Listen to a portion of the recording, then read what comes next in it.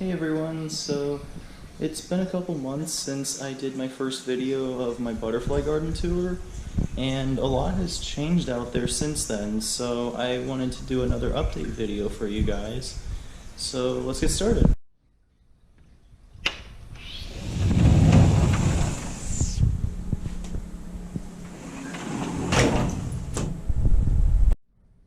So first of all, I've got these two milkweed plants up here. I had to buy some more because the caterpillars pretty much ate everything that I had planted in the yard. And I haven't put these in the ground yet because it's been so hot out here where I live that I'm afraid if I plant them this time of year it's gonna kill them. So I'm waiting until like late summer or early fall to plant them. And I don't think they have caterpillars currently, but you can see just how much has been eaten off of them from previous caterpillars. When I did my original video of the garden out here, this looked quite a bit different. You can see that all the plants have grown a lot since then, to say the least. You can't really see the mulch in some places now. All four of the chicory plants that I have on the front edge of the plant bed, these have all gotten huge. They usually bloom in the morning and then the flowers close up for the rest of the day. But you can see right there, they're like that light blue color. And this I was not expecting. The two Arizona milkweeds that I started from seed just a few months ago back in January, these have taken off. They are full-size plants now. They've got like milkweed bugs on them, they've had monarch caterpillars on them. They have done really well here. And right here you can see the flowers on them.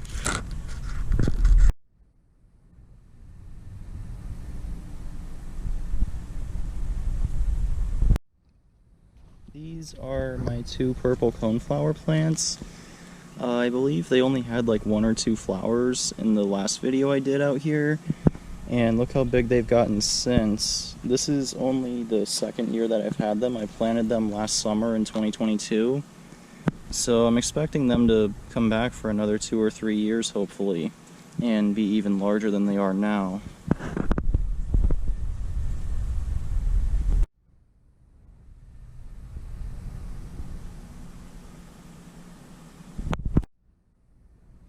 This is the passion vine that got sick and I had to cut it back to the ground. It's started to put a lot of new leaves out, and the butterflies have actually been laying eggs on it, even though there's not much for the caterpillars to eat. So whenever I see caterpillars like this guy right here, if the camera focuses on him, I have to move them to one of my other vines because I don't want them eating all the leaves off of this and it not being able to grow back. These two right here are my two pine needle milkweed seedlings. Also started indoors from seed, and since I put them in the ground, they have done really well here. One of them actually, I believe, got stepped on by mistake when we were out here doing some maintenance, but it's got some new shoots coming out of the main stem right there, so I think that one will recover eventually. And the other one here is already about a foot tall.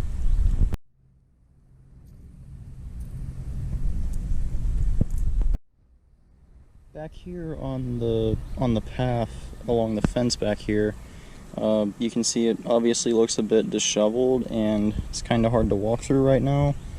That is because my tropical sage salvia plant here, this one with the red flowers, it dropped a ton of seeds, and a lot of them are growing up in the path right here.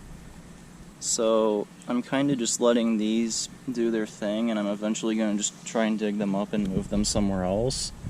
But I definitely don't want to get rid of them because when this thing's in bloom, it's one of the favorites for butterflies that visit the yard. This is my butterfly weed plant. It still hasn't grown a lot, but it's definitely doing a lot better than it was the last time I filmed out here. You can see like all these white dots on it. Those are from spider mites, so I've been in a losing battle with those for months. but they haven't killed it yet, so that's the important thing. And I don't know how well you can see them, but there are these yellow things here as well. Those are oleander aphids, and they love milkweed just as much as the caterpillars do.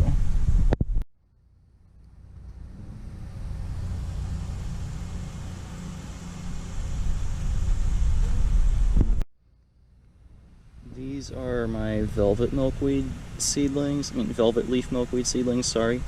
But these are overall doing pretty good. I lost one right there just because it got so hot out, and I took the shade cover off of here that I had on them because I felt like they were established enough where they could deal with full sun, which is what they naturally grow in. And yeah, overall I'm very pleased with how these turned out. I definitely took a risk getting a kind I've never grown before off of Etsy or eBay, wherever I got them, but these have done really well here. I think I got the soil conditions right, and for the most part they're doing really well. As I said, they look healthy. A couple of them have had spider mites, but they haven't affected the plants too much. Here's another part of the garden that has changed a lot in the last couple of months. Remember how this planter here, the middle and bottom row, I had just planted new plants in that hadn't grown much at all? Well, they have thrived, obviously. This is the pencil flower over here for the barred sulfur butterfly. I haven't seen any caterpillars on it, but whenever they decide to show up to the yard, they've got plenty of food here. And the wild petunia has done really well also. Interesting story about when I got these, they were actually in the same pot together, and I got two for the price of one plant. Because I think one of the wild petunias at the nursery had dropped seeds and it got in with the pencil flower. So those just grew together. I separated them out when I brought it home, and they've both thrived. And then up here, you can see this red blanket flower. This one has done really well.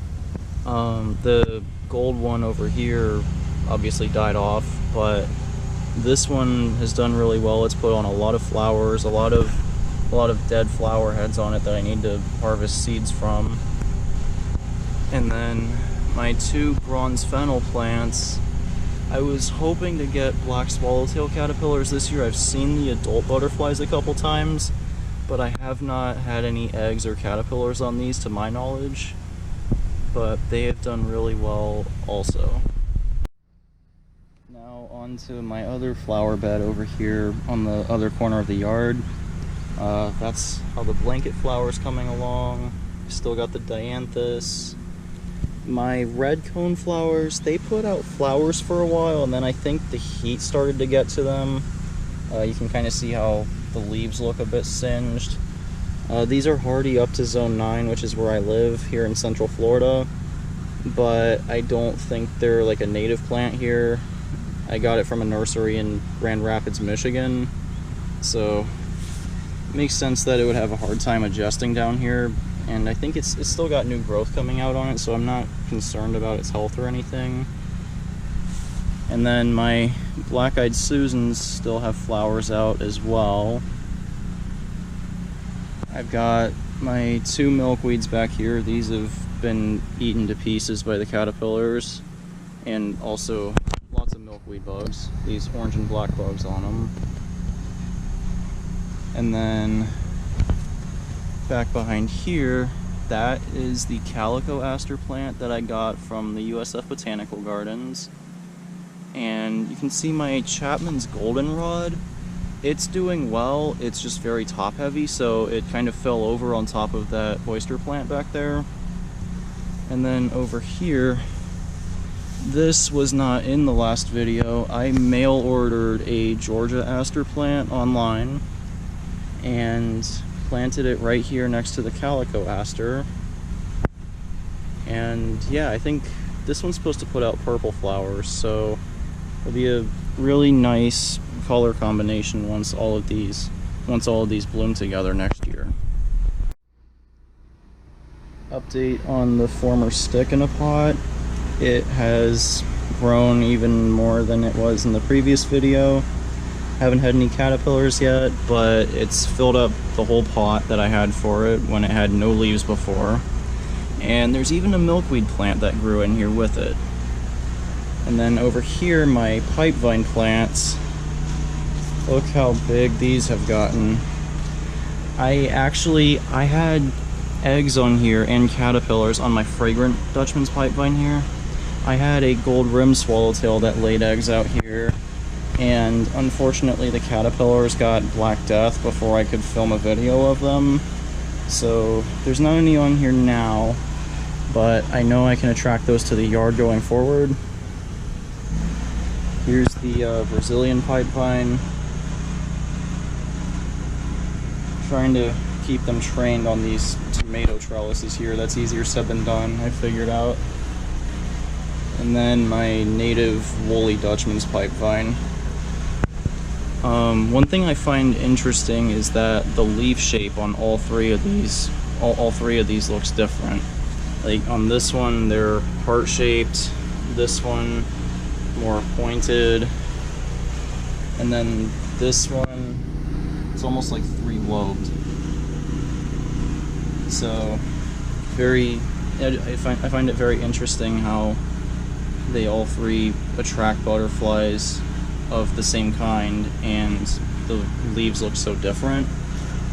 These two are more tropical, so they attract both the pipevine and gold rim, and the woolly pipevine only gets the pipevine swallowtail. Update on my New England aster plant. As you can see, it has finally gotten flowers. I actually had inchworms on it a couple of months ago, so I had to get rid of those. But it's recovered and it's gotten a lot more full now. My Euryops is still doing well, and that little world milkweed seedling that was growing in there has done well also. My verbena plant, this one, it's still flowering a lot, attracting pollinators, but on the leaves you can see it's got powdery mildew, which is a fungal disease. Not what you want on your plants, so I'm having to spray that with copper fungicide every couple of weeks. I've still got my Autumn Joy sedum plant and my aquatic milkweed seedlings.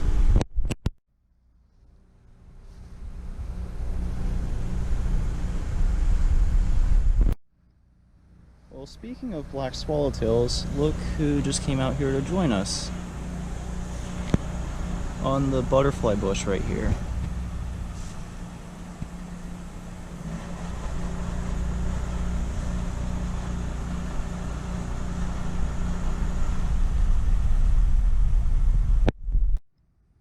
This butterfly bush plant that I have, by the way, this thing is an absolute magnet for butterflies. I've seen several kinds of swallowtails on it, like you just saw the black swallowtail. I saw a pipevine swallowtail on it, a giant swallowtail last night, eastern tiger swallowtail. I had a couple sulfur butterflies out here for the first time this year, and I saw a zebra longwing yesterday also. And obviously I get the monarchs and fritillaries out here year-round. They love this thing. So if you're looking to start a butterfly garden, I highly, highly recommend getting one of these.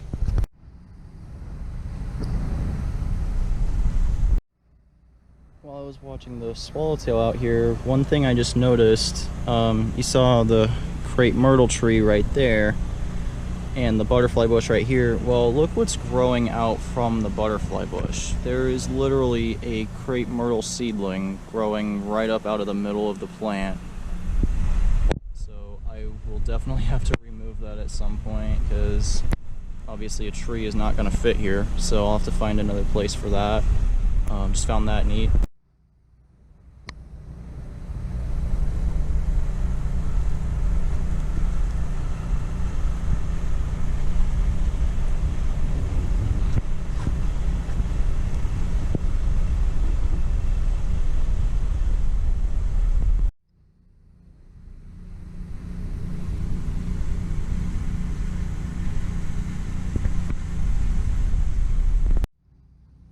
Still got my giant sleeve coreopsis here as well. It didn't grow nearly as much this year as it did last year. I think that's where it reseeded itself. So I don't know if this is going to be around next year or not, but I'll definitely be buying another one if it dies. The pollinators love it, butterflies and the bees and wasps, everything. Obviously my 2 coneflowers, that one's gotten about 3 feet tall, this one about 1.5 feet. And then here in the middle, you guys might have seen this in my videos. This is a memorial to my dog Marcy. Some of you who have seen my older YouTube videos probably recognize who I'm talking about. We lost her unexpectedly last December, a few days after Christmas. So I decided I would dedicate this project over here to her. And my parents, they found this little plaque and the statue, and they put it out here for me as a surprise when I came home from campus this past semester.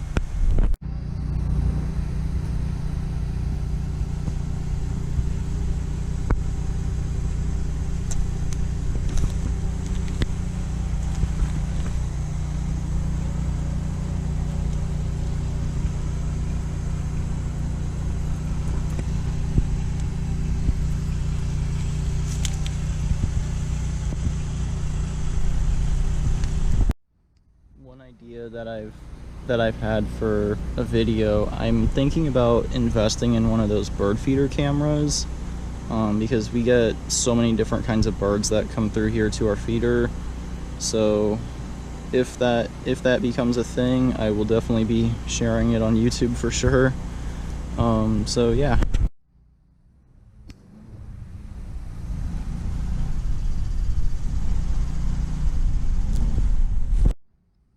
These are the rest of my seedlings here that I haven't yet found a place to put in the yard.